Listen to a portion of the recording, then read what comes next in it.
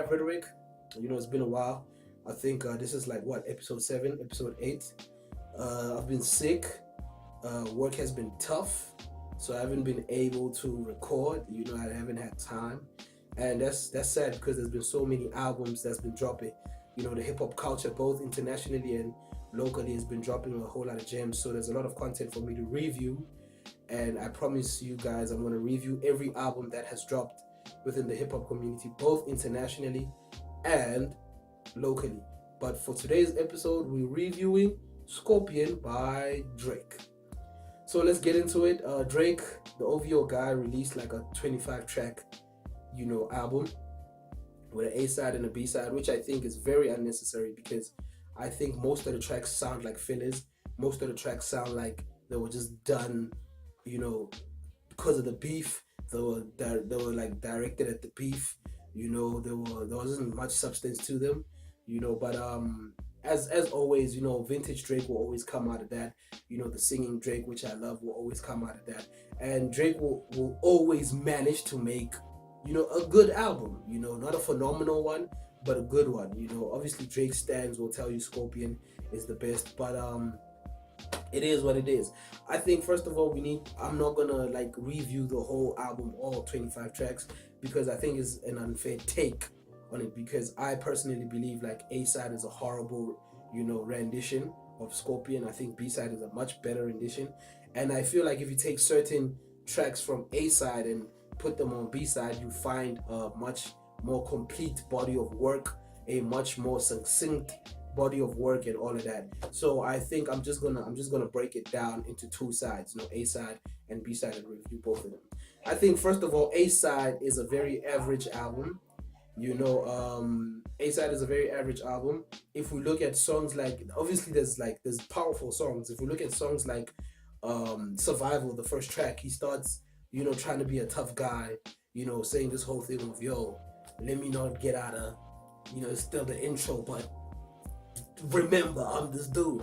And it's kind of like, dude, cool, bro. You're just a little Jew kid, you're not about the streets. You always talk about how niggas always claiming the streets, but you always want to come with this pseudo tough street talk, and I'm kind of like, nah, bro, it's not about that, So it's very distasteful. When I first heard it, I was like, this is a very distasteful intro. You've had better intros on Nothing Else the Same. You've had better intros on Take Care. You've had better intros on So Far Gone. You've had better intros on Thank Me Later. Why would you want to go that route? And that's why I feel like certain tracks were really aimed at the beef. Tracks like 8 out of 10, sounds like vintage Drake. It sounds like it was recorded in 2011, which is a Drake that we really, really, really, really appreciate. Songs like, on 8 out of 10, he always has to remind you that it doesn't matter what I do, your girl will listen to the song, your friend, your gymnast, your trainer, and most importantly, your wifey, which is Drake's ammunition, really. He really likes to boast about the numbers, which really has taken him out of the mentality of creating a classic album for the fans, and it's just making hits, making songs that he can perform in front of thousands and thousands of people, and that has really taken him out of that place he was in when he made Take Care. So I don't think we'll ever see another classic from Drake, because in his head he believes he's creating classics, but in actual fact he's not. The last classic he created was Take Care. But songs like 8 out of 10, very, very perfect. Songs like Emotionless, the Mariah Carey sample, gives him a good background to really air out what he feels. Songs like Mob Ties, they catchy. Songs like Elevate, they catchy. Songs like what's the second track? Non-Stop. Those are nice songs, you know what I'm saying? Like, you can bump them in the club, but it's not something that you can like really hold dear to your heart. Songs like I said, songs like Emotionless, songs like God's Plan. God's Plan is a great song. Let's not kid ourselves. It's a smash hit. When it dropped, it killed all the charts. And when you listen to it after Emotionless, you kind of understand what's going on out there. But thingy songs like Is There More, which is the last track, vintage Drake, beautiful, well written stuff. But as a collective, A side doesn't really, amount to much. There's great moments here and there, but it's very inconsistent. You know, it doesn't have a flow. One time you're listening to like perfect Drake, the next time you're listening to this guy that's just trying to make a club hit. You know what I'm saying? And I'm not hating on the club hits like Nonstop and Elevate and Mob Ties and all of those songs. And I'm upset. I hate that song. My God, I really do. But I'm not hating on the effort of the song. You know, I know what those songs are supposed to be. I understand what those songs are supposed to do. But I just feel like you shouldn't have put them on the album. You know, because they fill it. I feel like they fill it. You know, so as far as A side, I think another important track before I actually wrap up A side, another important track is Talk Up with Jay-Z. I just feel like Jay-Z came through and killed the boy, but it was meant to happen. I mean, we haven't heard Drake and Jay-Z on one track properly ever since Light Up on his Thank Me Later album, you know, where Jay was kind of giving him advice. This time around, Jay's not giving him advice. He's kind of talking his own thing, you know. Like, bro, we really out here. We're not trying to play around with y'all little niggas. We chasing a billion, you know. He's just being big J, you know, big Willie J, you know, talking about the drug game, talking about the only ducking he does is he's ducking indictments, and he closes his verse off with, "Y'all killed X and let Zimmerman live. The streets is done." If you don't know who Zimmerman is a white guy who killed Trayvon Martin, you know, wrongfully because the kid was wearing a hoodie and he thought it was dangerous and because he's black and whatever the case may be. You know, if you don't know much about that story, go check it out. You know, but I think that's a very powerful, you know, line from Jay-Z talking about the state of American social dynamics. You know what I'm saying? I mean, George Zimmerman is still alive, but you're gonna kill Triple X Tentacion over some bullshit, you know. But I think like the A side in itself is it's a very inconsistent album. I think A side, I don't want to call it garbage, but I wouldn't listen to A side. I would take certain tracks from A side and listen to them. You know, like your Emotionless, like your 8 out of 10, like your Is There More, like your Talk Up. And as much as I find the intro distasteful, Survival, I can still listen to it. You know, I can still listen to it. Like, okay, let's hear what the homeboy is saying. When it comes to B side, which is actually my favorite side, Drake said he's gonna offer us an R&B album, but it wasn't much of an R&B album. It's just vintage Drake telling us about his old girls. You know, B side in itself has great songs with replay value and like time value. You know, songs that will resonate through time. You know, songs that don't get old, like your Non-Stops and like your Elevate and Mob Ties. Those are songs that are gonna die in the next year or so. But songs on B side like Peak, songs like Jaded, songs like March 14th, oh my God, songs like the Michael Jackson one, It Don't Matter, songs like I really like Blue Tint, you know, like I'm sure you get the idea. There's a lot of songs on B side that are very strong, you know, very strong. They have very great replay value and they're gonna last. You can already see like, yo, these songs are gonna last. You can already hear when you listen to them. You know, I think March 14th is a very important song. You know, it's very reminiscent of Look What You've Done, you know, which is one of the most impactful songs from Take Care. You know, but on March 14th, he's not really addressing his mother and his uncle like on Look What You've Done, but he's addressing his son, Adonis. And thanks to Pusha T for taking out that diss track, you know, allowing us to understand and, you know, allowing us to see a different side of Drake. Because personally, I don't feel like Drake was gonna actually say anything about Adonis if it wasn't for Push.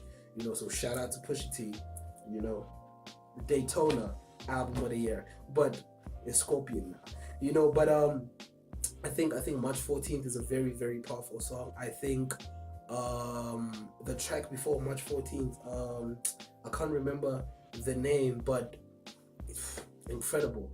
You know, tracks like not Look What You've Done, but It Don't Matter to Me featuring Michael Jackson. This man went to go fetch Michael Jackson in heaven to come lay vocals. You know what I'm saying? Perfect. Tracks like Jaded, like I said, Ty Dolla Sign, oh Lord, Jesus, you know. Tracks like After Dark, you know, featuring Static Major, rest in peace. It seems like Drake went to heaven to go fetch these amazing vocalists, you know, to put their voices on these songs. Shout out to Ty Dolla Sign for that one too. Perfect effort. you know um Blue Tint with Future. These are great songs. I personally feel like blue not Blue Tint, but B-side. B-side gives Drake a better backdrop to tell his story more than A-side. A-side is just like, yo, I'm trying to show and do whatever the case may be. But B-side, he's more vulnerable. B-side, I think he allowed himself, to be who he is. To take out the real side of Drake. He obviously will forever speak about the girls, and he'll forever speak about his vulnerability and emotions and whatever the case may be.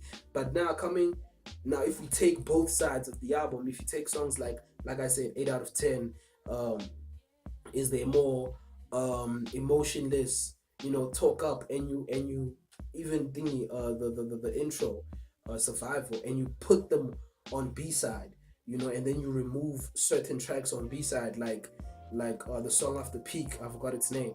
um you know there's a few songs that, like, I wouldn't really recommend for B-side. There's I forgot the name of the song, but it goes Kiki, why you call me, whatever the case may be. I really can't remember the name of the song.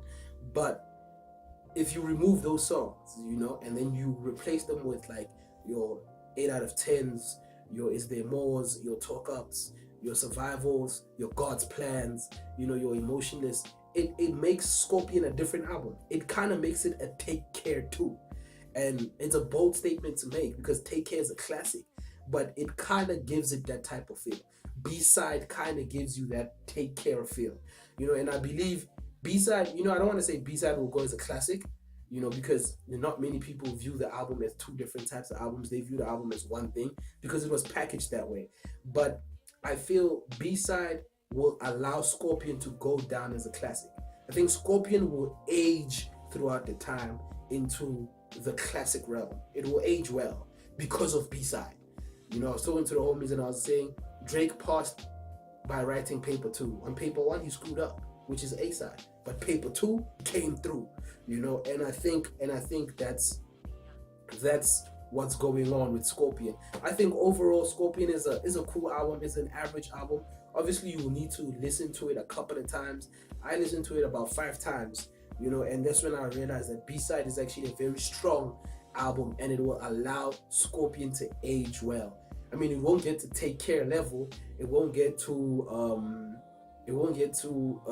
Thank Me Later level, but it's I want to say it's a bit better than Views, but Views has individual tracks that will last forever.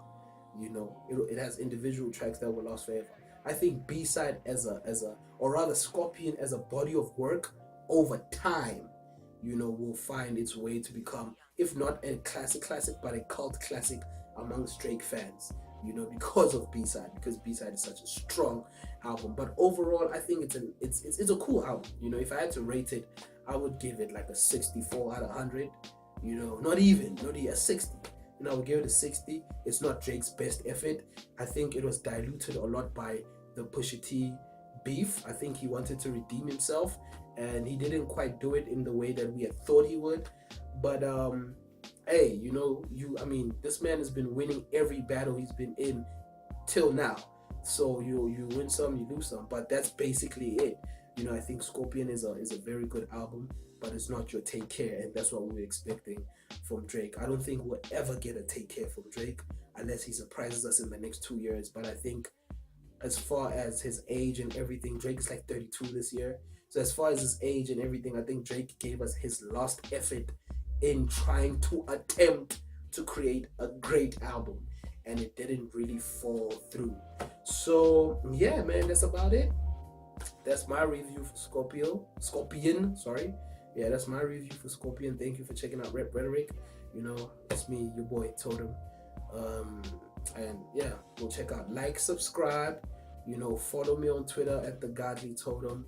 If you got something to say, comment on the comment section, you know what I'm saying. And like I said, I will bring you guys every album review that has dropped between the months of June and July. I owe you guys that much. I haven't been thingy, posting up new content. So yeah.